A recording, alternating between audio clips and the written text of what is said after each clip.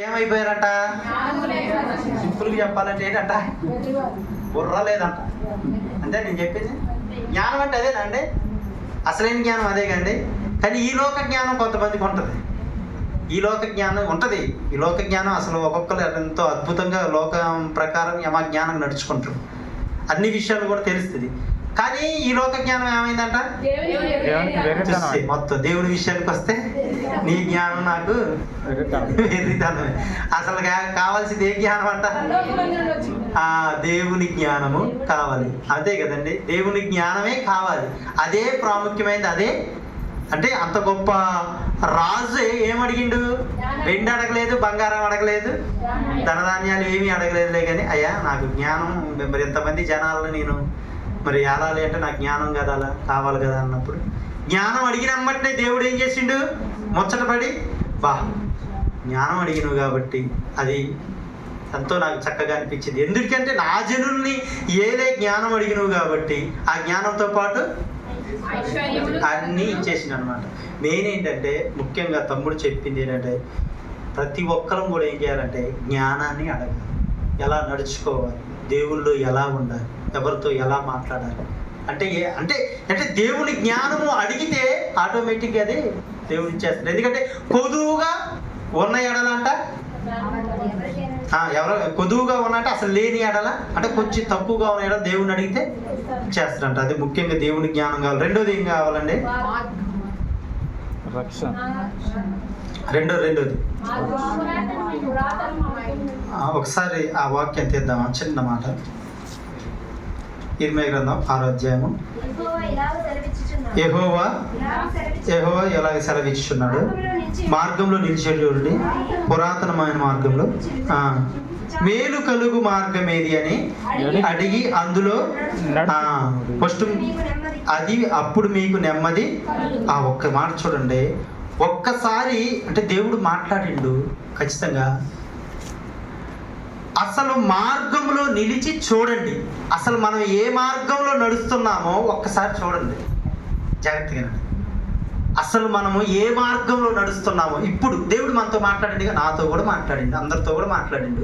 ఏంటంటే ఇప్పుడు మనం ఏ మార్గంలో నడుస్తున్నామో ఒక్కసారి ఆ మార్గంలో నడుస్తున్నావు కదా, ఒకసారి చూడు, ఆగి చూడు, నువ్వే మార్గంలో నడుస్తున్నావో చూడండి. ఇంకా పక్కన ఒక మాట ఉంది ఏంటంటే పురాతన మార్గముల గురించి చూడా విచారం చేసుకో. నువ్వు నడుస్తున్నావు కదా, నిన్న మొన్న గతించిన కాలం ఉందిగా పురాతన మార్గం, అసలు ఎలాగుంది, ఆ మార్గంలో నడిస్తే మన జీవితం ఎలాగుందో ఒక్కసారి విచారం చేసుకోమంటాడు. అర్థమైందన్న? ఇప్పుడు నువ్వు ఒక మార్గంలో నడుస్తున్నావు, ఇప్పుడు నువ్వు ఏ మార్గంలో నడుస్తున్నావు అది ఎవరికి తెలుస్తుంది? దేవుడికే తెలుస్తుంది, కానీ ఎవరికి కూడా తెలియదు. అదే దేవుని మార్గంలో నడుస్తున్నావా లేకపోతే మన ఇష్టానుసారమైన మార్గంలో నడుస్తున్నావా ఒక్కసారి ఆగి చూసుకో, ఒకసారి సరి చేసుకొని అక్కడ ఆగి మన వెనకాల ఏం జరిగింది, అసలు ఆ పురాతన మార్గం ఏం జరిగింది, మన పరిస్థితులు ఎలాగున్నాయి, మన పరిస్థితులు మంచిగా ఉన్నాయా, మేలే జరిగిందా, లేకపోతే మంచి స్థితిలో ఉన్నాయా, లేకపోతే మన స్థితులు కొద్దిగా ఇబ్బందికరంగా ఉందో ఒక్కసారి ఆ పురాతన మార్గం గురించి ఏం చేయాలంట? విచారం చేసుకో. విచారం అంటే ఏంటి? విచారం చేయటం అంటే ఏంటి? ఒకసారి గుర్తు చేసుకో అసలు ఏం జరిగింది ఉండాలండి. మనం అసలు ప్రతి ఒక్కరు కూడా, ప్రతి ఒక్క క్రైస్తవుడికి కూడా మనం ఎట్టబడితే అట్ట వెళ్ళటం కాదు. ఒకసారి మనల్ని మనం ఏం చేసుకోవాలి?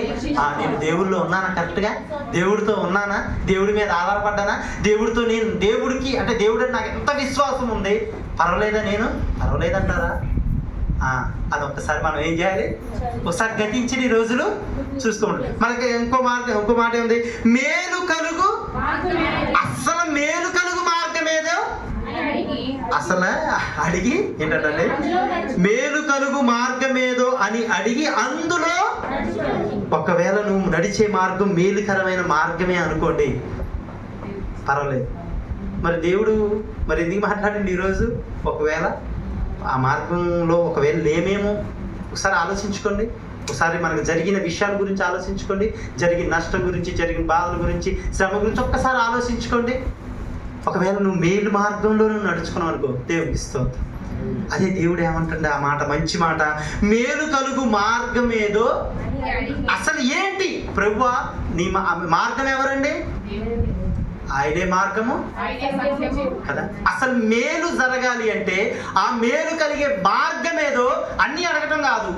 అర్థమవుతుందండి? ఇప్పుడు అన్న తమ్ముడు చెప్పింది కదా, ఏ అడుగుతా ఉంటాం, కారు అడుగుతాం, బంగ్లా అన్నీ అడగటంలో తప్పు లేదని నేను అంటలేదులే. కానీ అసలు ఏంటంటే అసలు మనకి మేలు ఏది మేలు జరిగిద్దో అది అడగమంట.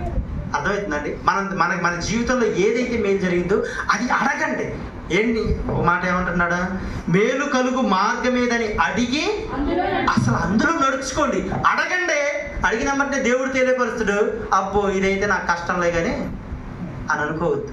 దాని ప్రకారంగా నడుచుకున్నట్లయితే అప్పుడు వస్తుంది అంటండి. మనకి ఎంతమందికి నెమ్మది ఉండట్లేదండి. ఏం కలిగిద్దంట? మన హృదయానికి నెమ్మది కలగాలంటే ఏం చేయాలంట? అసలు ఎలా నడుచుకోవాలయ్యా, నాకు ఏ రకంగా మేలు జరిగిద్దని అడిగి దాంట్లో నడుచుకుంటేనంట మనకి నెమ్మదే కలిగిద్దంట. హల్లెలూయా, దేవుడికి స్తోత్రం. ఈ మాటలు అర్థమైనవి కండి. ఇంకోటి ఏంటంట, మరి రక్షణ గురించి దేవుడు ఎందుకు తెలియపరిచిండో, రక్షణ లేని వారు బిడ్డలు ఉన్నారు కాబట్టి దేవుడు మాట్లాడిందంటే రక్షణలో ఆలోచించుకోవాలి. ఇప్పుడు రక్షణ గురించి ఆలోచించుకోవాలి. ఏంటంటే ఇప్పుడు ఆ యొక్క చెరసాల నాయకుడు చర్చికి వెళ్ళి ఎన్ని రోజులు అవుతుందా? వెళ్ళలేదంటారా? దేవుడి గురించి తెలుసుకున్నాడు. దేవుడు అద్భుత కార్యం చూసి తెలుసుకున్నాడు. అంతే. ఎమ్మటినే ఏమొచ్చేసింది? అయ్యో బాబోయ్, ఆశ్చర్యం అనిపించింది ఆయన. అంటే నిజంగా ఒక మాట, మంచి మాట తమ్ముడు ద్వారా దేవుడు తెలియపరిచింది ఏంటంటే, మన భక్తి చూసి ఇతరులు రక్షించబడాలండి. ఇది మాట గుర్తుపెట్టుకోండి. ఇప్పుడు మంచి మాట, అసలు చాలా మంచి మాట. మనం చేసే భక్తి వల్ల మన పక్క వారు రక్షించబడాలి. అది ఎంతో మేలు మనకి. మన వల్ల ఒక వ్యక్తి మారి దేవుని సన్నిధిలో కూర్చుండి అనుకోండి, ఆ వ్యక్తి వచ్చి పాట పాడుతాను అనుకోండి, ఆ వ్యక్తి వచ్చి వాక్యం చెప్తాడు, ఎంత ఆనందం ఉంటుందండి. ₹1,00,000 పక్కన పెట్టినా కూడా రాదు ఆనందం. అంతే కదండి? ఒక వ్యక్తి రక్షించబడి ఆ పరలోక రాజ్యానికి వారసులుగా చేయటం. అంతే కదండి? దేవునికి స్తోత్రం. మనం చెబుతాం రైటే, ఇతరులు అంటే దేవుడి గురించి చెబుతాం రైటే, కానీ ముఖ్యంగా ఏంటంటే మన భక్తి కూడా ఇతరుల్ని రక్షణలోకి మార్పించేదిగా ఉండాలి. హల్లెలూయా. సరే, ఇంకా నేనేం చెప్పను. మరి మన మధ్యన